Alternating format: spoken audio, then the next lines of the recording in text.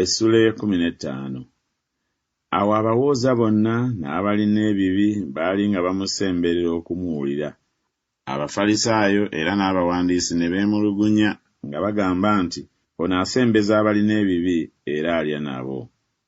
N'abagera olugero luno ng'agamba nti muntu ki ku mmwe alina endiga 10, bw'abulwako emu ataleka ziri 99 ku ttale n'agoberera eri eyabuze okutuusa lw'aligiraba.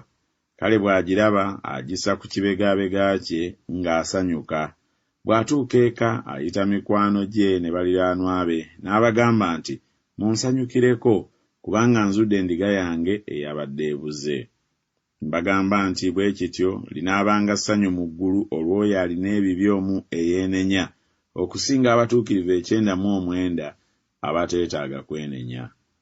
Oba mukazi ki alina erupiya 10, bw'abulwako erupiya emu atakoleeza ttabaaza n'ayera ennyumba n'anyiikira okunoonya okutuusa lw'agizuula.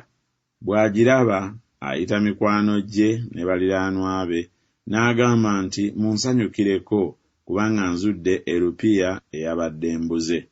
Mbagamba nti bwe kityo liba ssanyu mu maaso g'abamalayika ba Katonda olw'oyo alina ebibi omu eyeenenya. N'agamba nti waaliwo omuntu eyalina batabani be 2. Omuto n'agamba kitaawe nti, kitange, mpa omugabo gw'ebintu oguŋŋwanidde. Kale n'abagabira ebyobulamu bwe. Awo oluvannyuma lw'ennaku si nnyingi oyo omwana omuto n'akuŋŋaanya ebibye byonna n'atambula n'agenda mu nsi ey'ewala n'asaasaanyiza eyo ebintu bye mu mpisa embi. Awo bwe yamala okubirya byonna, enjala nnyingi n'egwa mu nsi omwo n'atanula okudaagana.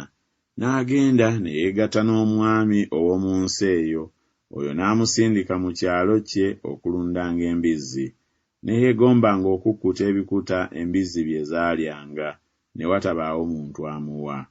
Naye bwe yeddamu n'agamba nti abaweereza bameka ab'empeera aba kitange abakkuta emmere ne balemwa, nange nfiira wano enjala. N'agolokoka ne ŋŋenda eri kitange ne mugamba nti kitange, nnyonoonye eri eggulu ne mu maaso go, sikyasaana kuyitibwa mwana wo, nfuula ng'omu ku baweereza abo ab'empeera.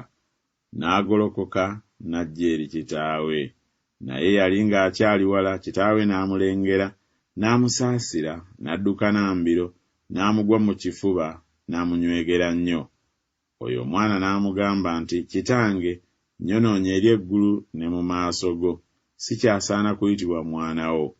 Naye kitaawe n'agamba abaddu be nti mugende muleete mangu olugoye olusinga zonna, mulumwambaze, mumunaanike empeta ku ngalo n'engatto mu bigere bye, muleete n'ennyana eya ssava mugitte, tulye tusanyuke.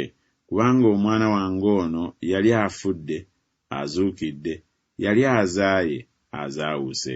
Ne batandika okusanyuka. Naye omwana w'omukulu yali mu kyalo. Bwe yajja ng'anaatera okutuuka ku nnyumba, n'awulira eŋŋoma n'amazina. Ku baddu n'ayitako omu n'amubuuza ebyo bwe bibadde. N'amugamba nti muganda wazze, ne kitaawe amuttidde ennyana eya ssava kubanga amuzaawudde nga mulamu. Naye n'asunguwala n'atayagala kuyingira. Kitaawe n'afuluma n'amwegayirira. Naye ye n'addamu n'agamba kitaawe nti laba, emyaka gino mingi nga nkuweereza, so sikusobyanga n'akatono ky'ondagidde. Nange ennaku zonna tompanga na kabuzi ka kusanyuka ne mikwano gyange.